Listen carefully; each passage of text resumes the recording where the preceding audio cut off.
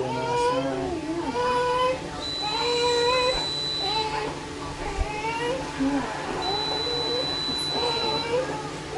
Still warm?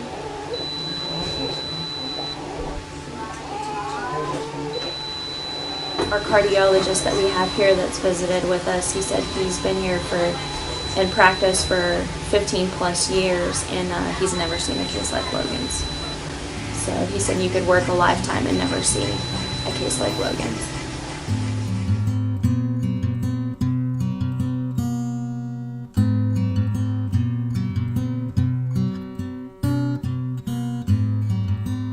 His condition is called double outlet right ventricle tetralogy of Fallot, and then he's also got some other abnormality. They said about 1 in every 10,000 children is born with a tetralogy of Fallot type of disease.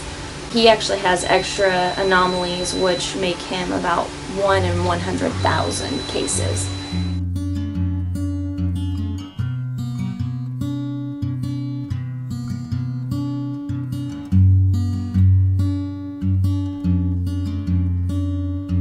Well, we tried for 5 years to conceive. We ended up having to go through several tests and a surgery. We finally were able to get pregnant, and we ended up having 2 miscarriages. When we got pregnant with Logan, it started out a healthy pregnancy. We actually lost his twin at 8 weeks gestation. They thought we also lost Logan as well. He ended up, we had to go a couple weeks later for our final visit to make sure that, everything had passed like it was supposed to. And he said, well, kids, I don't know what to tell you, but that's a nice strong heartbeat right there. So, and that was our Logan. I had pretty much a normal pregnancy. I didn't have any complications. About 2 weeks before he was born, I ended up having problems with my blood pressure. My blood pressure kept getting higher and higher. The day before he was born, they did put me on a blood pressure medication and put me on bed rest. That evening kind of became like more of an emergency situation. I got really sick, and I had a headache that wouldn't go away, and I ended up vomiting quite a bit, and so they rushed me over to the hospital in Bartlesville, and Bartlesville immediately rushed me over to St. John's. Eventually I started to, my face started to swell. I started retaining quite a bit of fluid. They were worried I had fluid on my brain, things like that. So they decided to just go ahead and do the surgery, the emergency C-section. So they took me in at 31 weeks is what he made it to. They delivered him at 31 weeks, so 2 months premature.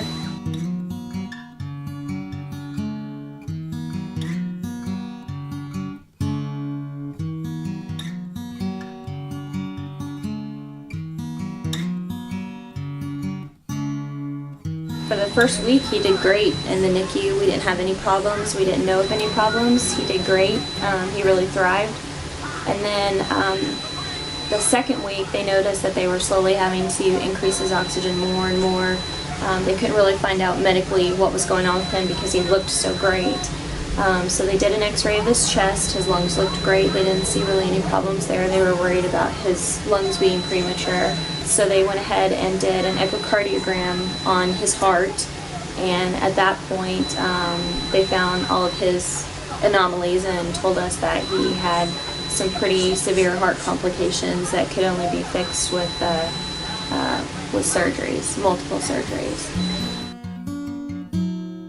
This was his 7th surgery, his 3rd open heart. So his first open heart was about at 8 weeks old. They wanted to wait until he was much larger. Just his heart's only the size of his fist. So at that point, a 4-pound baby, it's like operating on, a peanut. So we were pretty worried about that. They tried to do a procedure first. Through his first surgery, they actually went through his carotid artery in the side of his neck. They were hoping to spare him having to open his chest while he was that little. That one failed, so they actually went through his groin, through his femoral artery, which was also really small. They tried for several hours and weren't able to get that in there. They got a partial balloon in there to try and just give him, basically just buy him more time until he was a little bigger. that was a success. So they stopped and put him back in there to monitor. That night he crashed. So the next morning, that was his first open heart surgery, which would be his second surgery. He did pretty well with that. Recovered. They sent him back over to St. John's. Same thing. He thrived. He did really, really well for a couple of weeks, and then in October, same thing. He just crashed. He wasn't doing well. They couldn't keep his oxygen stats up, and they said, you know, we feel like he would benefit more from being over here at the OU Children's Hospital, where everybody is on staff. Their cardiologist is here, their surgeons are here. Everybody's here to take care of him, so they transferred him back over here, and at that point we had to do his second open heart. So on his second open heart surgery, that one was the scariest one.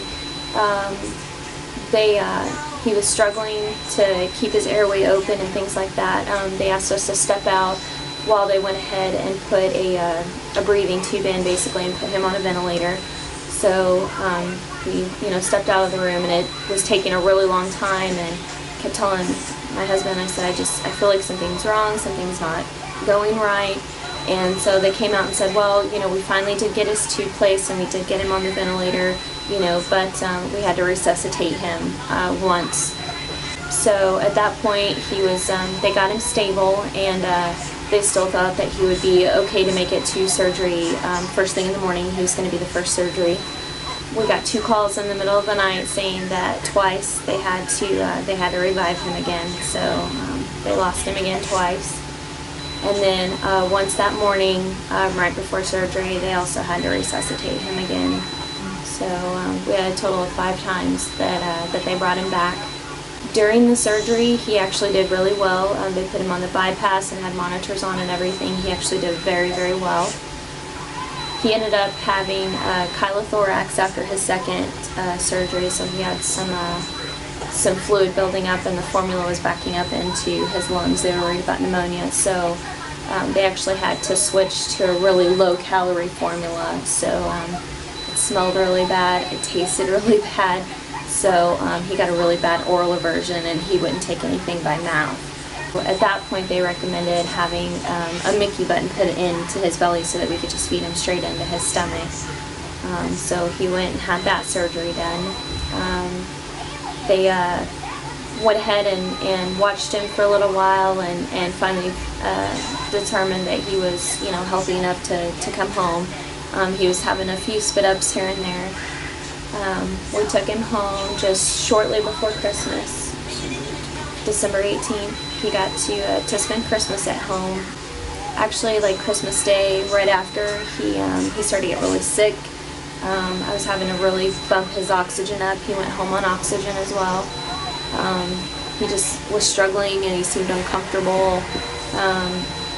And then I noticed that, he was spitting up almost as much formula as I was putting down him, so I was worried that he was going to get dehydrated. So we took him over to the closest emergency room. They immediately transferred him to Tulsa, got him rehydrated. They did a test on him after they got him better. He said, I really think he's having problems with refluxing and aspiration. So they did a swallow barium series on him to see, and sure enough, he was refluxing, and he was also aspirating into his lungs, his formula. So they recommended his next surgery, which is a fundoplication surgery. So he had that to help with his reflux. After that, he got to go home for probably about 3 or 4 weeks. And then we noticed that he was getting a little agitated, kind of fussy. Same thing, I was having to go up on his oxygen, and he's starting to have these kind of really deep, retracting breaths, and he just looked like he was struggling. So he has normal checkups with his cardiologist, his pulmonologist, his pediatrician. So the cardiologist went ahead and said, yeah, let's bring him in, let's kind of reevaluate things. So they did x-rays, they did an echo on him again, they did an ultrasound on him again, pretty much just gave him the works, and they found that his pulmonary artery when he was born was only 1 millimeter in diameter, which is incredibly small.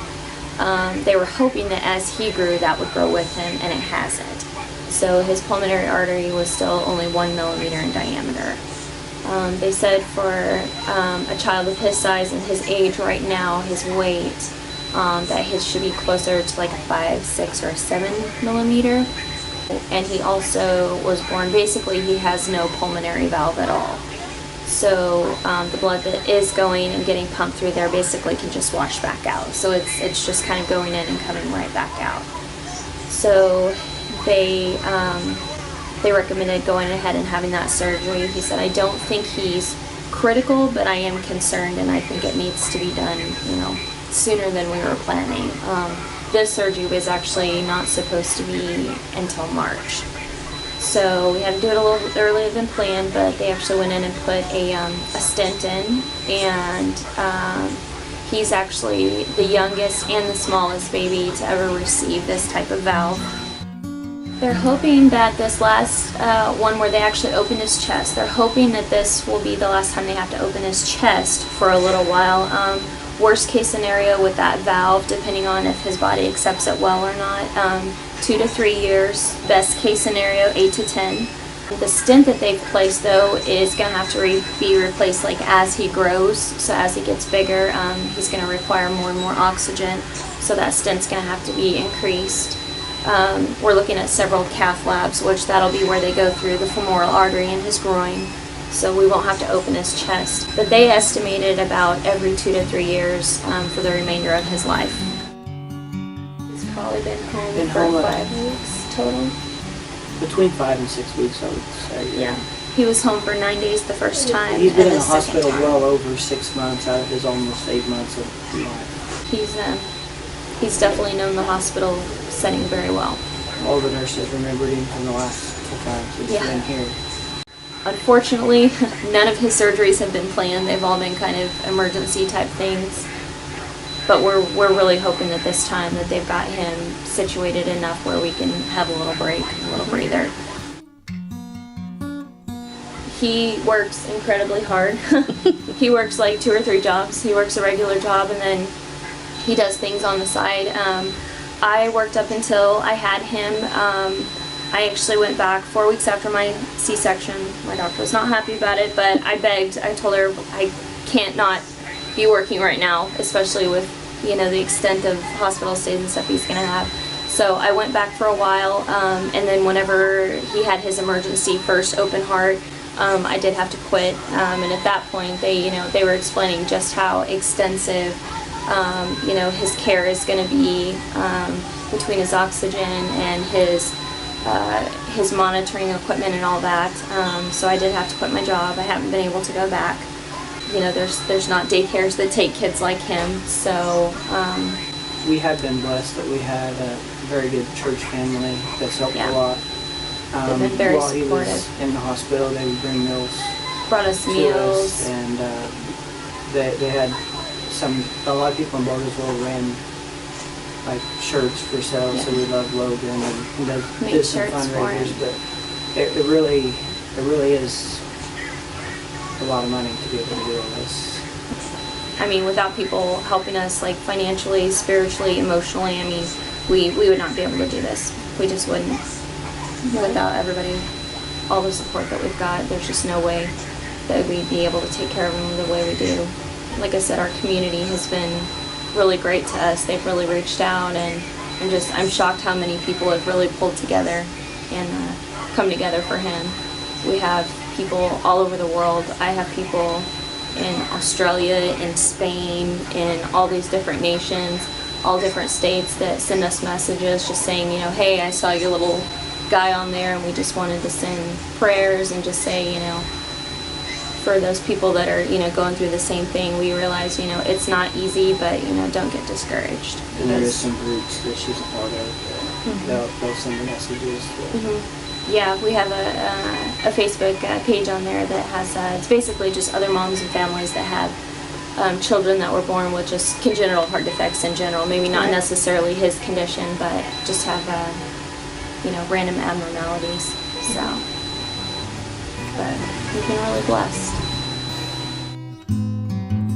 Whenever they first told us, you know, we were really upset. We didn't understand if, you know, I thought maybe it was because I didn't carry him to term that he got this. I thought maybe it was genetic, or, you know, maybe I ate the wrong thing, or I rolled over and slept on my stomach, or, you know, I was terrified that I had done something to do this. And they said it's just a random abnormality, that, you know, he hasn't had any problem.